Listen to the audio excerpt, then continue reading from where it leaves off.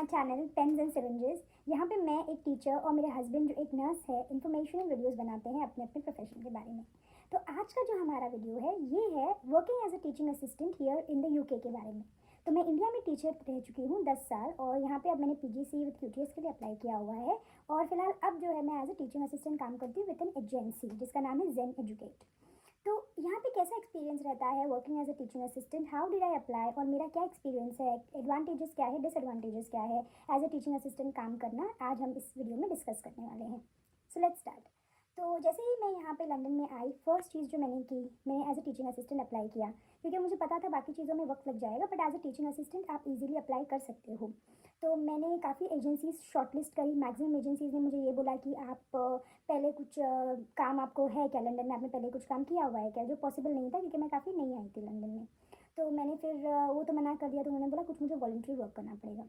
Voluntary work का experience नहीं था मेरे पास। तो एक एजेंसी है जेन एजुकेट जिसने मुझे चांस दिया, फर्स्ट चांस दिया। काफ़ी एजेंसीज को वैसे मैंने फॉलोअप किया, जेन एजुकेट ने मुझे पहला अपना जो ऑफर है उन्होंने दिया। 2 इंटरव्यूज़ हुए मेरे, पहले एक लोअर लेवल पे और उसके बाद में एक बड़ा हाफ एन आवर का इंटरव्यू हुआ था जिसमें जो क्वेश्चंस वगैरह पूछे जाते हैं normally why do want to teacher and stuff, वो उन्होंने पूछे थे।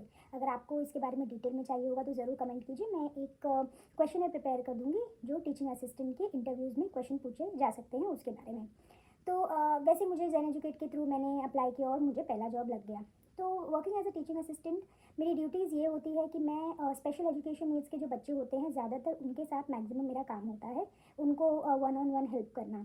तो ये जो होता है ये SEN स्पेशल एजुकेशन नीड्स की जो टीचिंग असिस्टेंट है, ये उस दिन मेरा ये काम होता है अगर मैं as a SEN teaching assistant जा रही हूँ।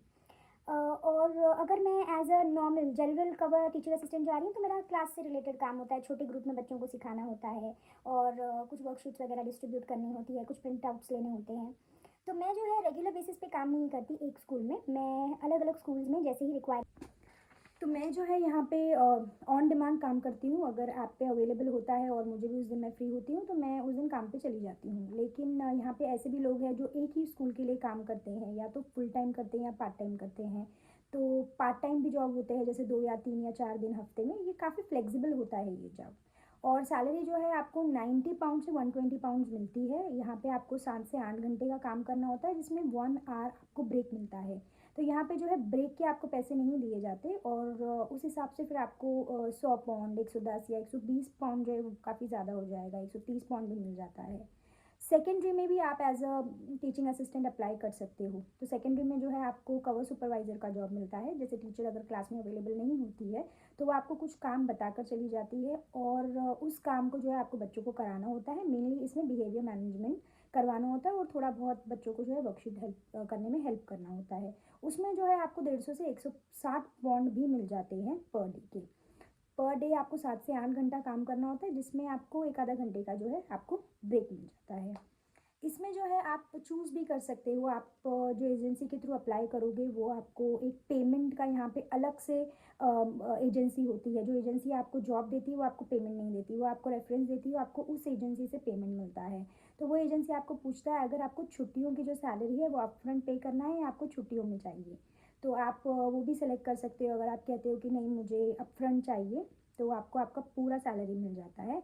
और अगर आप बोलते हो कि नहीं मुझे छुट्टियों में भी चाहिए तो आपकी ही सैलरी में से कुछ अमाउंट वो डिडक्ट करके रखते हैं जो आपको वो छुट्टियों में पे करते हैं। तो पैसा तो आपका ही होता है लेकिन ऐसे हो जाता है कि आपको वो टाइम आउट करके मिल जाता है। अगर आपको इफ़ यू समबडी जो पैसा स्पेंड कर देता है और आपको छुट्टियों में फिर ज़रूरत लगती है, क्योंकि यहाँ पे हर 5 हफ्ते के बाद 1 हफ्ता या 2 हफ्ता छुट्टियाँ होती है, तो कुछ लोग जो है सिलेक्ट करते हैं कि अपफ्रंट ही पे कर दिया जाए और कुछ लोग जो है वो छुट्टियों में स्पेशली पे करवा लेते हैं। तो वैसे टीचिंग असिस्टेंट की जॉब है वो स्कूल्स भी डायरेक्टली अपॉइंट करता है जो काफ़ी बेटर होता है। और इसके लिए जो है आपको कुछ सर्टिफिकेट्स लेने होते हैं, level 3 level 4 in teaching assistants task. तो वो अगर आपके पास में, अगर आप यहाँ पे आते हो और यहाँ ऑलरेडी यहाँ पे हो और वो कोर्स कर लेते हो तो आप स्कूल में भी डायरेक्टली अप्लाई कर सकते हो, जो काफ़ी अच्छा होता है। आपको जो सैलरी है वो भी बेटर मिलती है और आपको स्कूल की तरफ से डायरेक्ट पेमेंट मिलता है। एजेंसी की तरफ से काम करने का ये भी प्रॉब्लम होता है कि जैसे मैंने आपको बताया पेमेंट के लिए वो आपको एक दूसरे एजेंसी को रेफ़र करते हैं जो आपको पे करता है, तो ये लोग अपना कमीशन काफ़ी काट लेते हैं। तो अगर आपको 100 पाउंड मिल रहे हैं तो वो लोग 5 से 8 पाउंड, 8 लगभग 7 to 8 पाउंड उसमें कट कर देते हैं। तो ये जो है ये स्कूल के इसमें कोई प्रॉब्लम नहीं होता, और अगर आप स्कूल में डायरेक्टली काम कर रहे हो तो आपको काफ़ी हेल्प भी मिल जाती है। अगर आपके बच्चे वगैरह वो स्कूल में, तो मैनेज करना भी आसान हो जाता है काफ़ी। तो ये जो है आपको अगर स्कूल के लिए डायरेक्टली अप्लाई करना है तो आपको DFE जो यहाँ पे डिपार्टमेंट ऑफ एजुकेशन है उसकी वेबसाइट पे अप्लाई करना होता है। उसका चांसेस मिलने का कम होता है, लेकिन yes you can always give it a try. बहुत लोग जो यहाँ पे एज ए टीचिंग असिस्टेंट काम करते through agencies always want to be permanent in the school. तो कभी कभी अगर आप एजेंसी के थ्रू काम कर रहे हैं तो ऐसी स्कूल देखिए जो आपको परमानेंट भी कर सकता है लेटर, क्योंकि काफ़ी ऐसे यहाँ पे मैंने टीचिंग असिस्टेंट्स देखे हैं जो पहले एजेंसी के थ्रू काम करते थे, फिर स्कूल वालों ने उनको अपने परमानेंट पेरोल पे ले लिया।